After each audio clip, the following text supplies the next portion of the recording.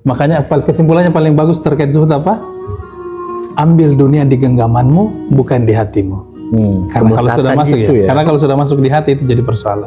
Saya lebih suka definisi itu, jadi solusi itu. Iya kan tadi. Justru yang dilarang itu bukan persoalan kepemilikan dari barang-barang mewah. Yang jadi masalah adalah ketika dia masuk ke hati. Masuk ke hati. Ada kemelekatan. Kan itu kan. Sementara ini masuk ke perut. Masuk ke mulut gitu kan. Sebagai media gitu kan. Itu satu. Yang kedua, justru semakin kita itu beli ini dengan misalnya beli mobil mewah lah, outfit atau rumah atau apa gitu, properti atau apa gitu, semakin menunjukkan bahwa kita nggak cinta-cinta amat dengan apa yang kita punya gitu loh. Kalau minta kasih. Iya kasih, iya betul. Ya saya kayak belum sampai level itu ya. Saya kayaknya belum sampai level itu. Saya cukup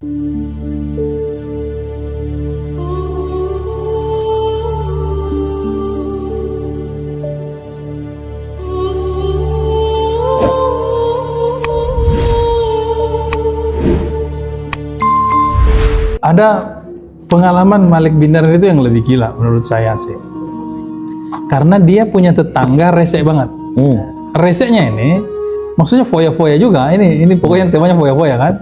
Dia hampir tiap malam bikin party dan mengganggu tetangga. Karena partinya orang udah tidur, dia berisik terus pesta, minum apa segala macam. Malik bin Dinar mau tegur, tapi dia menahan diri, biar orang lain aja lah yang tegur. Sampai akhirnya orang lain banyak tegur tidak mempan. Dia kan memang syekh yang dihormati kan.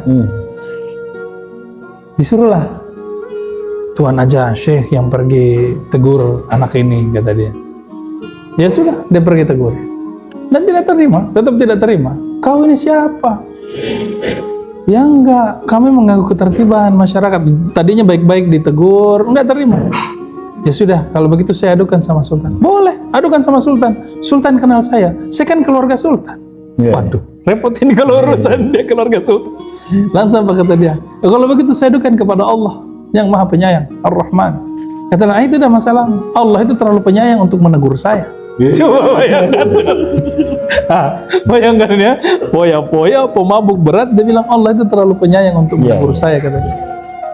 Nah kalau kayak gini gimana? Pulanglah Malik. Selama beberapa hari terus begitu. Anehnya apa? Saat Malik sudah tidak tahan, dia mau pergi tegur lagi. Di tengah jalan dalam kondisi dia sedang kesal, tiba-tiba terdengar suara yang mengatakan, Malik jangan ganggu sahabatku. Dan dia tahu dari mana arah suara itu, dari mana sumber suara. Wih, Tuhan bilang jangan ganggu sahabatku. Ini pemabuk Pak. Ini ahli foya-foya. Datanglah ke situ. Anak muda ini langsung bilang, apa lagi? Enggak, saya tidak mau datang menegur. Oh kalau gitu apa? Kata dia. Dia ceritakanlah. Tadinya saya mau datang menegur, tiba-tiba saya mendengar suara yang itu darinya. Dia katakan, jangan ganggu sahabat. Itu pemuda langsung menangis. Oh, berarti sudah waktunya pulang. Coba, dia langsung begitu aja. Langsung dia sampaikan kepada teman-temannya bahwa sudah cukup, kita tidak bertemu lagi. Langsung dihibahkan semua itu harta kekayaannya, dan dia memilih jalan spiritual. Langsung meninggalkan semuanya. Gila, termasuk ini kriptonya ditinggalin. Waktu itu belum ada. Sudah ada aset-aset lain. Tapi asetku belum ada. Dan sekarang sudah ada. Kalau dulu koinnya benar asli emas tuh. Ya, Dinar. Nah, kalau sekarang digital currency itu ya. Nah, akhirnya apa? Setelah beberapa lama, Malik bin Dinar, suatu saat dia lihat pemuda itu di Mekah. Sudah dalam keadaan kurus kering, cuma tulang berbalut kulit. Langsung dia ceritakan, aku sudah bertemu dengan sahabatku. Saatnya aku kembali pada sahabat. Meninggal langsung di ininya Malik bin Dinar. Itu gilanya. Jadi apa ya? Rahmat Allah tidak ada yang tahu gitu ya. Jadi pesan moralnya itu sama kayak kemarin ya, kita ngobrol tentang Hasan Al-Basri itu. Ternyata di backgroundnya seorang saudagar ya. Saudagar permata. Oh, dan anggota Kadin juga ya. Iya. Bukan dia Kadin. Apa kalau Irak Kadir? Anggota Kamar dagang Irak. BO. Ya kadir gitu. Iya. Nah, Gitu. tiba-tiba kita nggak tahu, nggak nyangka di akhir-akhir hayatnya bahkan dia akhirnya menjadi tokoh sufi ya. Tokoh sufi. Pun demikian dengan ini Malik bin Dinar. Malik bin Dinar. Kan gila itu Malik bin Dinar. Tapi memang tapi sekelas Malik bin Dinar itu memang gila. Dia itu tirakatnya aja itu nggak main-main.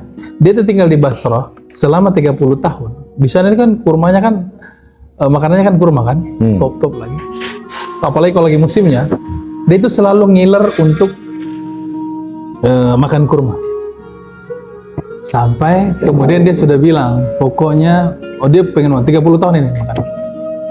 Nah, hatinya itu selalu bilang, udahlah makanlah, masa selama 30 tahun makan kurmanya tidak bisa. Dia selalu lawan itu, keinginan hatinya itu.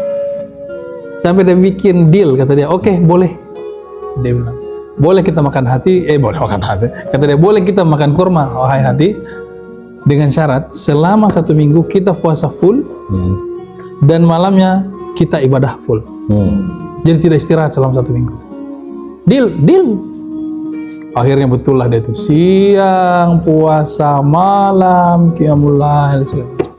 Sampai 1 minggu, udah sepakatlah. Dia kemudian pergi ke pasar itu beli kurma. Saking mau buru-burunya makan, di sekitar situ ada masjid. Masuklah dia ke masjid itu. Pas dia mau makan kurma, ada anak kecil ngeliat, langsung teriak, ayah, lihat ada orang Yahudi makan di masjid. Wih, kaget dia, apa ini? Bapaknya juga lari ke dalam. Mana ada orang Yahudi, kata dia.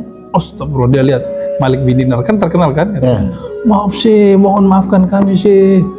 Bilang, kenapa anakmu bilang ada Yahudi? Kata dia, mohon maaf. Kebetulan kalau di RT sini semua orang itu setiap hari itu puasa sunnah. Setiap hari, seriusnya itu iya. Setiap hari di sini berpuasa. Dan kami itu hanya makan di malam hari. Jadi kalau dia ngelihat ada seperti itu, dia mengira itu orang Yahudi karena di sini juga banyak orang Yahudi. Menangis kata Malik, ya Allah, baru hanya saya bang makan kurma saja langsung kau bilang saya Yahudi. Gimana kalau udah ketelan? Habis itu udah dia langsung disiplin, semakin menguatkan disiplinnya, tidak mau lagi makan yang hal yang nikmat-nikmat. Jadi ini paling berat bagi saya ya bagian ceritanya. Iya. Jadi memang lu bayangin baru mau makan kurmanya sudah dibilang Yahudi. Gimana kalau udah ketelan? Gue jadi inget yang itu tuh, yang kemarin kita ngomong Imam Al-Ghazali ya. Jadi salah satu zuhud itu kan kata Imam Ghazali, parameternya itu dibilang bahkan kita bisa mengontrol, bukan hanya yang diharamkan itu ya biasa aja, lu nggak melakukan yang haram. Betul. Hal-hal yang dibolehkan pun, yang mubah pun lu bisa hindari sejauh itu dorongan hawa nafsu kan. Ya. Makanya kesimpulannya paling bagus terkait zuhud apa? Ambil dunia di genggamanmu, bukan di hatimu. Karena kalau sudah masuk ya, karena kalau sudah masuk di hati itu jadi persoalan. Saya lebih suka definisi itu, jadi solusi itu. Kalau ini kan memang kalau Malik bin Dinar ini beda memang konteksnya. Ya apapun itu ya. Jadi pas antum cerita itu tadi, gue rasa itu definisi yang paling relevan. Jadi justru yang dilarang itu bukan persoalan kepemilikan dari barang-barang mewah. Yang jadi masalah adalah ketika dia masuk ke hati. Ada kemelekatan, kan itu kan. Sementara ini masuk ke perut. Masuk ke perut gitu kan, media gitu kan. Itu satu. Yang kedua, justru semakin kita itu beli ini dengan misalnya beli mobil mewah lah, outfit atau rumah atau apa gitu, properti atau apa gitu, semakin menunjukkan bahwa kita nggak cinta-cinta amat. Dengan apa yang kita punya gitu loh. Kalau minta kasih. Iya kasih, iya betul. Ya saya kayak belum sampai level itu ya. Saya kayaknya belum sampai level itu. Saya cukup pembelajar lah. Gitu loh kira-kira. Oke siap. Udah. Imsak tar. Lagi mau Oke sip.